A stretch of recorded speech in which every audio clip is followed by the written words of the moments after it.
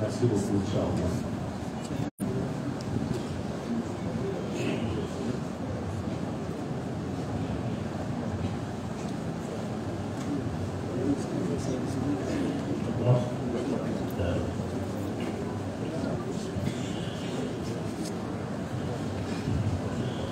السلام عليكم ورحمة الله وبركاته. الحمد لله على نعمة الإسلام والصلاة والسلام على نبينا محمد الذي جاء على فترة من الرسل لئلا يكون للناس على الله حجة بعده وعلى آله وعلى جميع الأنبياء والمرسلين وبعد. ربي اشرح لي صدري ويسر لي امري واحلل عقدة من لساني يفقهوا قولي. سبحانك لا علم لنا الا ما علمتنا انك انت العليم الحكيم. Chers frères et sœurs de la Côte d'Ivoire, après avoir remercié Allah pour son plus grand bienfait, celui de nous avoir dirigés sur la voie de l'islam, que la religion que Allah a choisie pour toute l'humanité et avec laquelle il a envoyé tous ses messagers. Je prie Allah pour qu'il couvre de sa bénédiction et de ses grâces notre prophète Mohammed, sallallahu alayhi wa sallam, que Allah avait envoyé après plusieurs siècles passés sans l'apparition d'aucun prophète dans aucune nation. Dieu a envoyé le prophète Mohammed pour qu'après son passage, l'humanité ne puisse pas trouver d'arguments échappatoires justificatifs aujourd'hui du jugement dernier. Après cela, je remercie le comité directeur de la mosquée Fiti à Daroubo, notamment mon cher Yahya Traoré. Je lui disais tout à l'heure, avant cela dans les coulisses, et la mosquée Fiti est non seulement ma mosquée, mais je suis encore venu rendre visite à mon beau-frère, parce que j'ai épousé une Ivoirienne et sur une Traoré. Allahu Akbar. Et j'ai taquiné un peu l'imam en disant, ben, comme j'ai épousé une Traoré, donc ce qui sort donc de l'ethnie de l'actuel président de la Côte d'Ivoire, son excellence Alassane Dramane Ouattara, et Dieu lui accorde de longue vie. Je serais injuste si je n'ajoutais pas trois autres tribus qui représenteraient les trois autres tribus des trois présidents qui ont dirigé la Côte d'Ivoire avant, trois ou quatre présidents qui ont dirigé la Côte d'Ivoire avant son excellence le président Alassane Dramane Ouattara. Donc il faut être juste parce que nous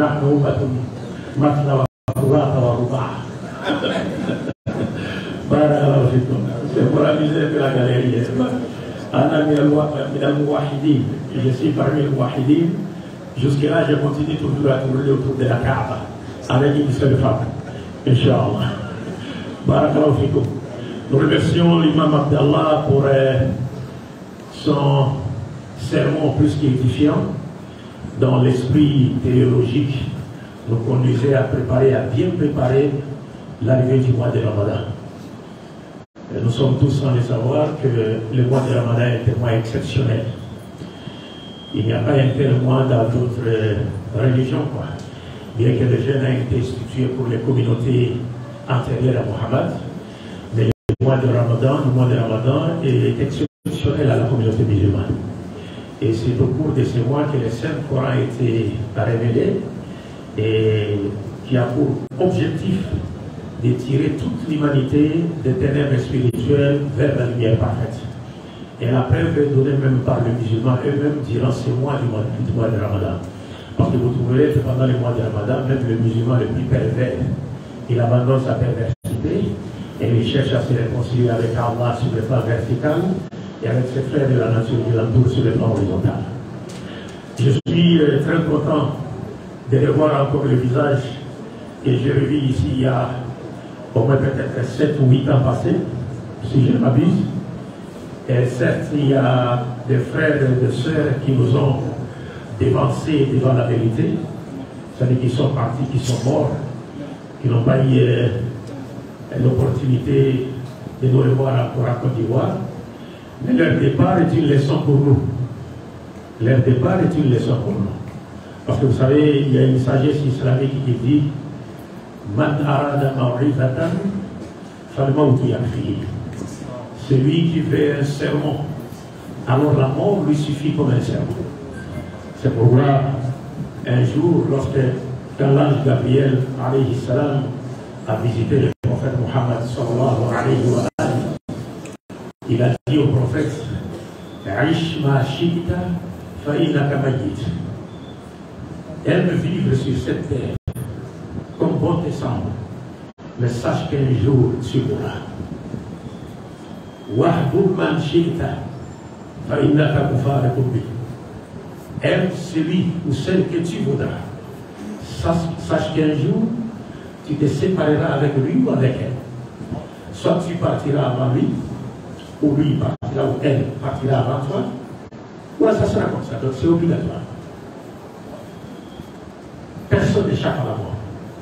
Et enfin, l'ange Gabriel a dit au prophète, bon là, je t'ai dit ce peu est long, je me suis résumé à l'extrême, pour prendre juste la partie qui me concerne.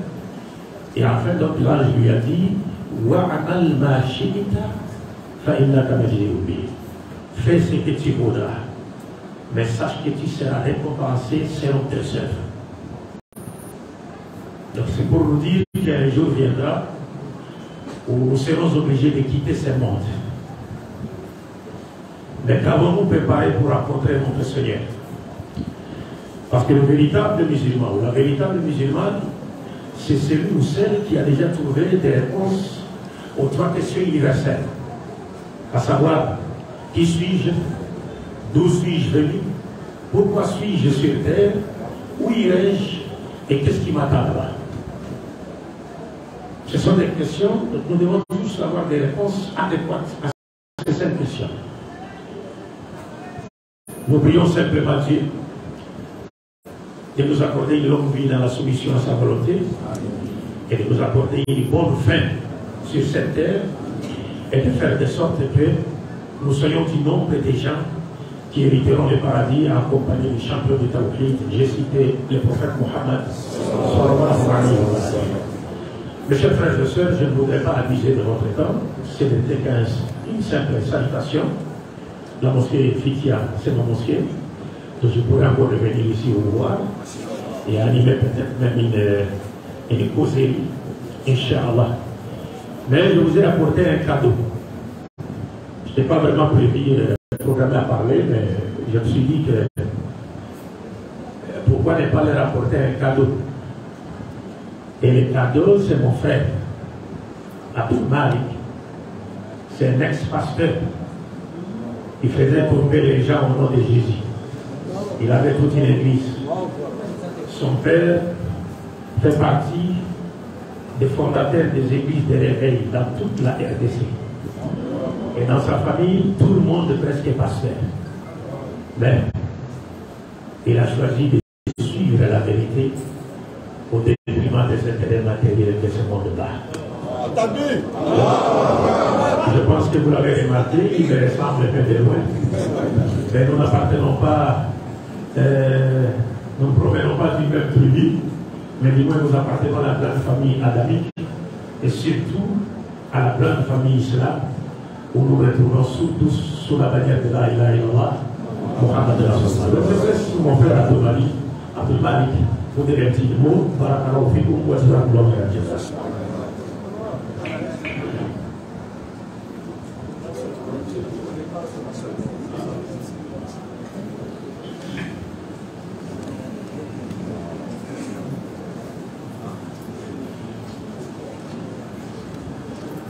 Assalamu alaikum wa rahmatullahi wa barakatuh. Wa alaikum salam wa rahmatullahi wa barakatuh. Alhamdulillah. Alhamdulillah rabbil alamin. Wassalatu wassalamu ala man nabiyya ba'da wa ala alihi wa sahbihi wa man tabi'ahum bi ihsan ila yawmiddin. Amma ba'd. Très chers frères et sœurs musulmans, c'est une grande joie Donc on fait une grande opportunité pour nous de fouler le sol ivoirien en ce jour, pas pour un spectacle ordinaire ou quelconque de ses membres, mais pour pouvoir apporter, tant soit peu, notre contribution dans l'avancement des choses concernant le royaume d'Orient sur Papaouta. C'est vrai, je suis département congolais, puisque nous sommes originaires de la République démocratique du Congo.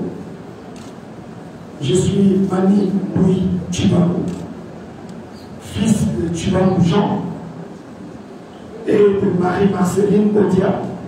Des parlements, vous sentez que c'est une famille à connotance chrétienne.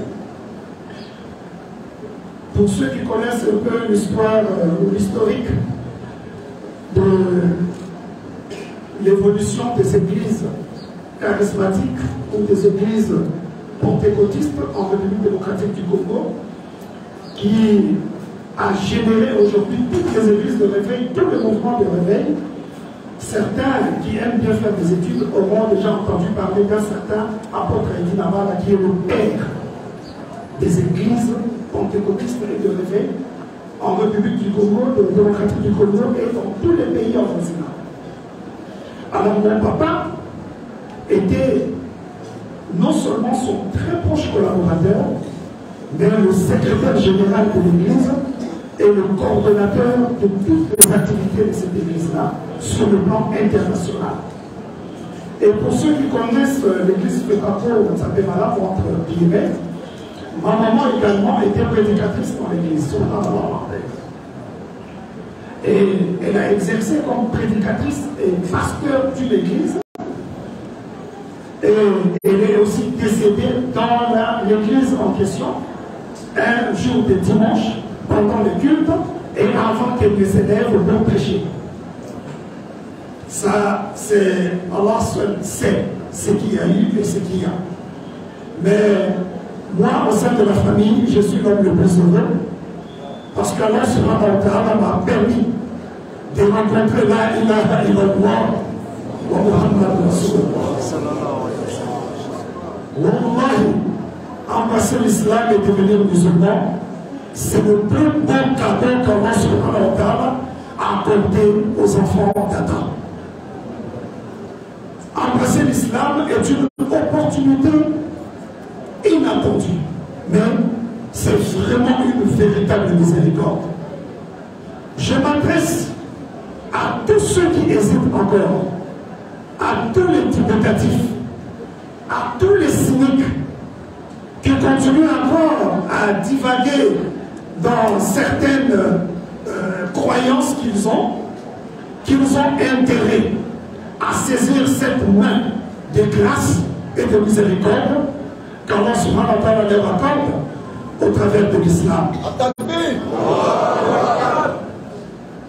Vous savez, il est difficile pour un vrai chrétien et de surcroît intellectuel, prédicateur, je suis resté prédicateur pendant 27 ans et j'ai sillonné des endroits, des pays avec la Bible pour prêcher l'évangile et personne à l'Injil, l'évangile à l'Injil, ils sont francophones, voilà, ils sont francophones, ils comprennent.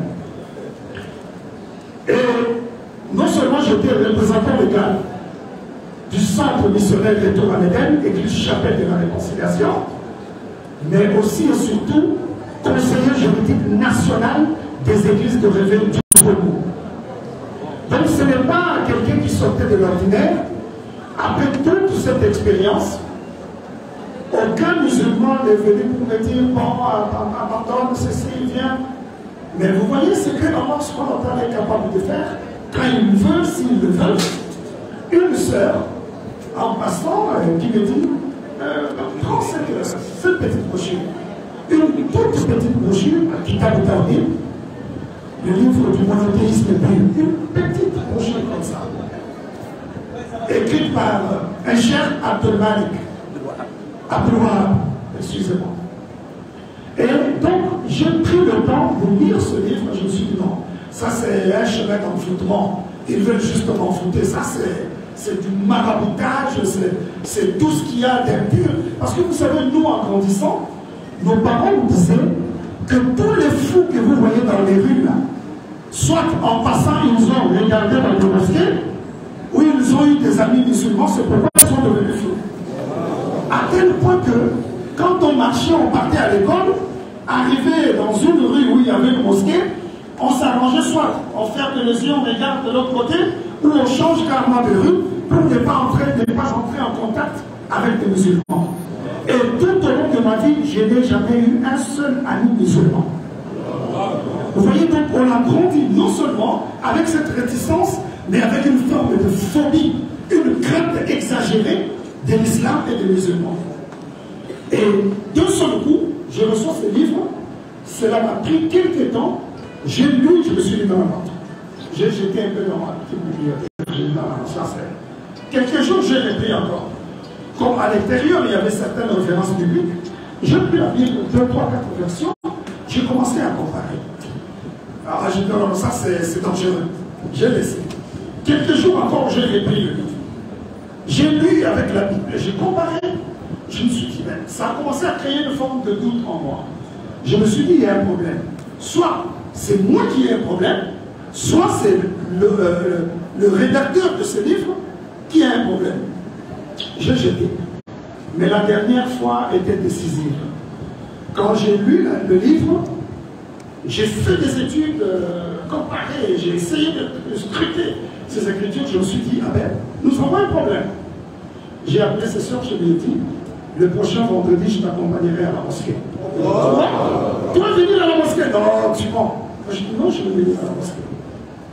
Alors, la question fondamentale ne consistait pas à savoir comment et pourquoi je serais parti à la mosquée, mais quelle rue j'emprunterais pour aller à la mosquée et comment ferais-je pour mettre mon premier pied dans une mosquée. Je passais en direct à la télé chaque vendredi et chaque dimanche aux heures creuses, c'est-à-dire après le journal de 20 h, l'heure où tout le monde est à la maison, avec ma Bible, je prêchais, les gens venaient, on communiait, on priait pour les gens, même à travers la télé, et comme le docteur disait, le soir, tu dors. Mais nous aurons le temps de parler de tout ce qui se passe autour de ça. Pour moi, c'est une ignorance notoire. Mais qu'est-ce qu'on veut? Certaines personnes, vous savez, le diable est très content quand les églises ne font que se remplir, les gens viennent, ils dansent, ils chantent, ils nous écoutent un pasteur très éloquent, très bien habillé, qui parle très bien, qui enthousiasme la salle. Mais je peux vous assurer, il n'y a pas un seul endroit où Satan se sent de plus en plus à l'aise parce qu'il sait que le pasteur peut dire quelque chose sur quelqu'un qui est malade, automatiquement la personne est guérie. Et quand les gens vont voir, la personne est guérie, donc il y a l'onction, il y a Dieu là, vous venez. Et lui, il est content, il se sent très à l'aise. Mais il ne peut jamais se sentir à l'aise à ce point au sein d'une mosquée.